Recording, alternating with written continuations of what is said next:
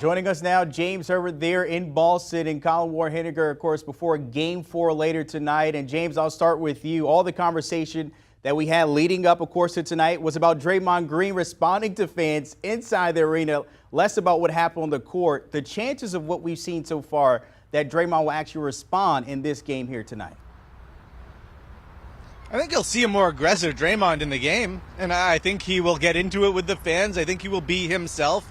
You know, he said in his podcast even that he didn't feel like he played like himself in Game 3. He didn't bring his typical energy. He had been sort of listening to what people were saying about him and about him getting into it with the refs and things like that. I think you will see a completely fired up Draymond Green. He'll play his villain role, and I think he'll be more aggressive than he was in Game 3 offensively. I mean, Boston's completely ignoring him, not even guarding him out there, and I think he doesn't mean he's going to have a huge score night, but I think he'll try to attack. Hopefully he'll have more than 2 points of what we saw, of course, in Game 3. And Colin, of course, it's rare that we talk about Draymond Green and props, but coming in tonight at plus 475 when it comes to a double-double, chances you taking that with Draymond Green bouncing back in a big way with a double-double here?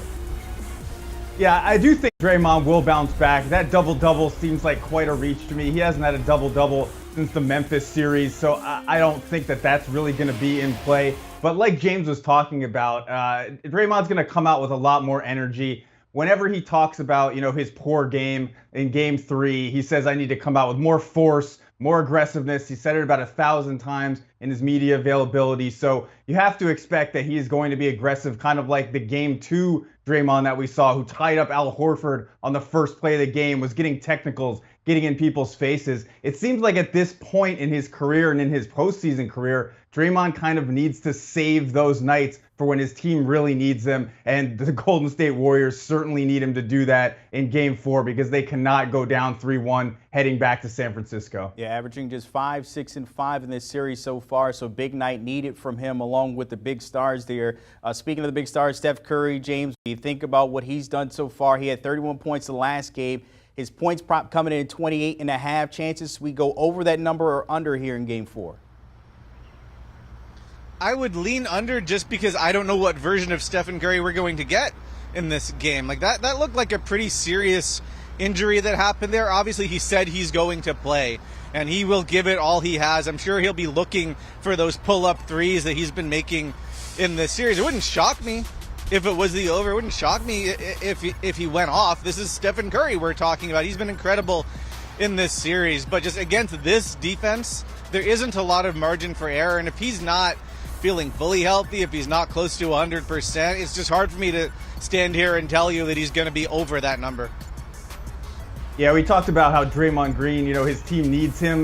This team certainly needs Stephen Curry, so I'm going over on this. He scored more than 28 points in each game so far this series. I think that continues tonight.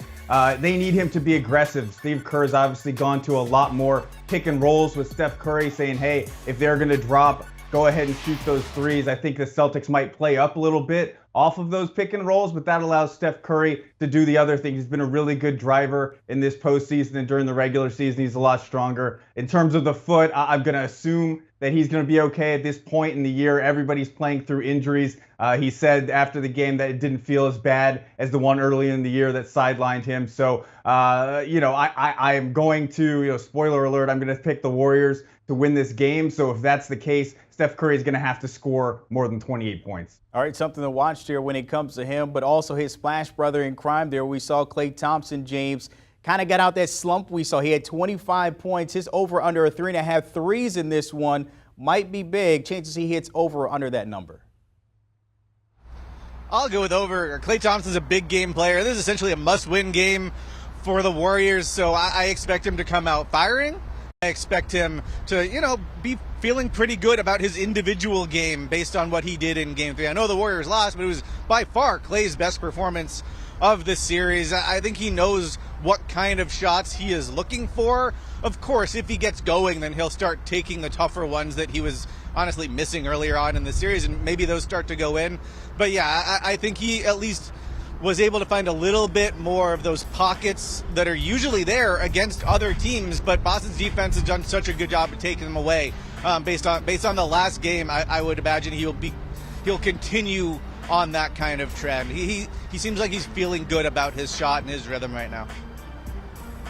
Yeah, I agree. I think Klay Thompson's going to go over with the three-pointers. A lot of people say that the Warriors kind of wasted Klay Thompson's 5 three-pointer game in Game 3. I think that helped him get on track. As James mentioned, he's finding a little bit of room against this Celtics defense. And you look at, the history of this postseason. Game 6 against Memphis, 8 threes. Game 5 against Dallas, 8 threes. This is a must-win game for the Warriors, and Klay Thompson has a history of showing up big in these games. And one thing you know is that even if he misses a few, he's going to continue to fire up those threes. So I think over 3.5 is a very safe bet for Klay Thompson in Game 4. All right, let's look at Boston here, James, and look at their stars. Started with Jayson Tatum, who went over the 20-point mark this past game here in Game 3. The over-under, though, in his 5.5 assists in Game 4 tonight. Yeah, I would go over. I really like the way that Jayson Tatum has been approaching this series. I thought, in the first game, he wasn't super efficient offensively, but he was creating offense for other people. In the second game, he shot better, but he didn't even have many potential assists, let alone actual assists. I saw the best blend of the series in the last game. I thought he was super aggressive getting downhill, and once he was there, he was not getting fooled by Draymond Green kind of stunting at him and playing him for the pass. Like, he was just straight up attacking. And I think if the Warriors are more aggressive defensively and trying to take those drives away, what will that open up? That'll open up more passing lanes. That'll enable him to get open shots for his teammates. We already saw him make those early passes against the Warriors' early help, making some great one-handed cross-court dimes, finding guys like Peyton Pritchard, Grant Williams, having the Warriors' defense scrambling all over the place. I think he'll come in with that similar mindset, and the Warriors will probably be more aggressive about trying to keep him out of the paint. Yeah, and I think, as James said, if they're being more aggressive, trying to keep Jayson Tatum out of the paint, maybe have Stephen Curry hedge on some of those instead of switching, I think that's going to lead to Tatum passing the ball, but it's not necessarily going to lead to assists. So I'm going to go under on this. I think that it's going to be a lot of kind of secondary or hockey assists. And I also think the Celtics role players, aren't going to play as well as they did in Game 3. So Marcus Smart, guys like Derek White, Al Horford, the whole supporting cast. I don't know if they're going to be quite as engaged, quite as effective as they were in Game 3, and that will lead to those Tatum passes not necessarily leading to assists. So I agree with James. I love the way that Jayson Tatum has played so far in this series and this whole playoffs, really. Even when his shot's not going, he's been able to get his teammates involved. I think that will still happen, but I'm not sure it's going to lead to assists. So I'm going to go slight under on the assists here. All right. Colin, you mentioned guys engaged, but you can honestly say Jaylen Brown has been engaged since the jump here. James, so far in this series,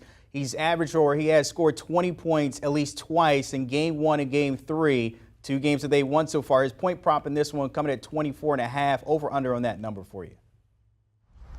I'll go over. He looks so comfortable against this Warriors defense now to the point where he's backing up against Draymond Green one-on-one and taking him off the dribble. I've never seen him more confident, I don't think, offensively than I saw him in that last game. I think he's reading the defense well. He understands where he can attack.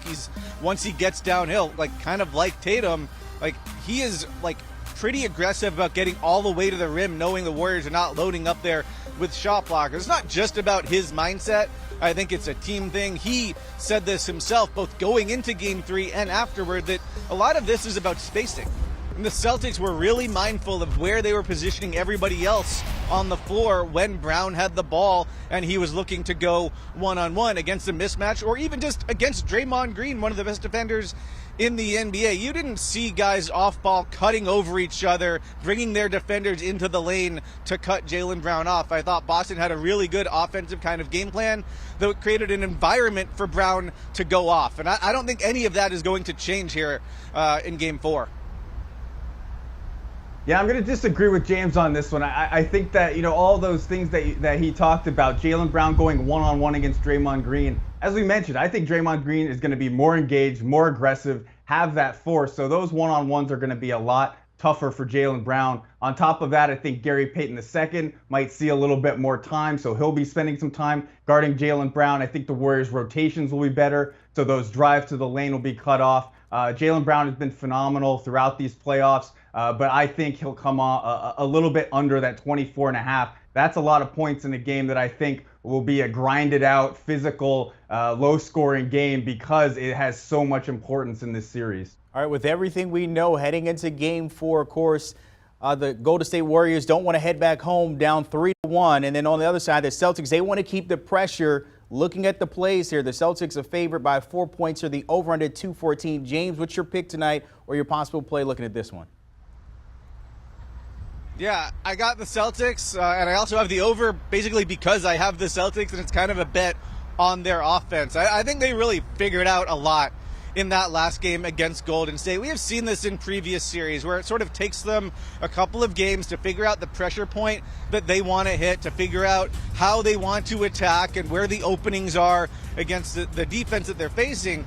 Golden State is an elite defense for sure, and Golden State is going to come out with the increased force, as Draymond has alluded to a billion times. But I do think that Boston knows where its advantages are against this defense. I think if the Celtics remain poised, remain patient, and don't turn the ball over, which has been the one stat that has mattered throughout their entire postseason run, then they can put up a ton of points here. I really think they have matchup advantages that they can exploit against pretty much any Warriors lineup, even when they have some good defenders on the floor. Like Jaylen Brown was just stepping into jump shots over Gary Payton II, and I love Gary Payton II. He is one of the best perimeter defenders in the NBA, but Jaylen Brown is just bigger. Jayson Tatum is just bigger, and the way they were hunting Steph Curry, I expect them to do that relentlessly in this game, particularly because he might be hobbling around. I feel really good about where Boston's offense is at right now.